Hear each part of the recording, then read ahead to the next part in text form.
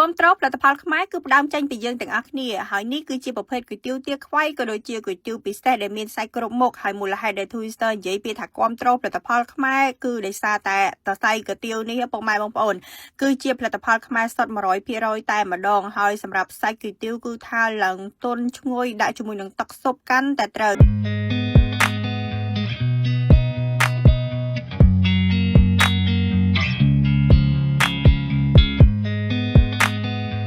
បើនិយាយថាផលិតផលខ្មែរដូចជាមិនសូវជឿទេប៉ុន្តែបើថាឃើញតបភ្នែកបែបនេះទៅគឺថាជឿច្បាស់ 100% តែម្ដងព្រោះថាសង្វាក់ផលិតកម្មគឺនៅលើទឹកដីខ្មែរផលិតដោយកូនខ្មែរ 100% ជាមួយនឹងគុយទាវ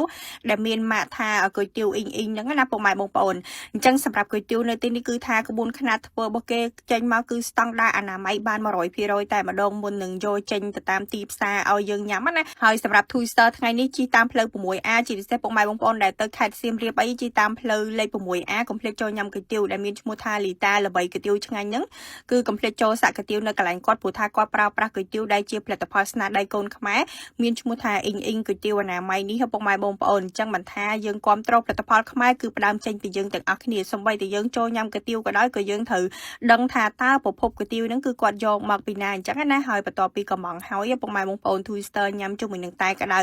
ល្មមតាហើយគុយទាវមកដល់តែម្ដងនៅទីនេះមានជាប្រភេទគុយទាវខគោក៏ដូចជាគុយទាវទឹកស៊ុបអញ្ចឹងណាហើយមានបាយមានអីទៀតក៏ប៉ុន្តែ Twister ចង់ញ៉ាំគុយទាវព្រោះថាសម្រាប់គុយទាវអ៊ីងពុកម៉ែបងប្អូន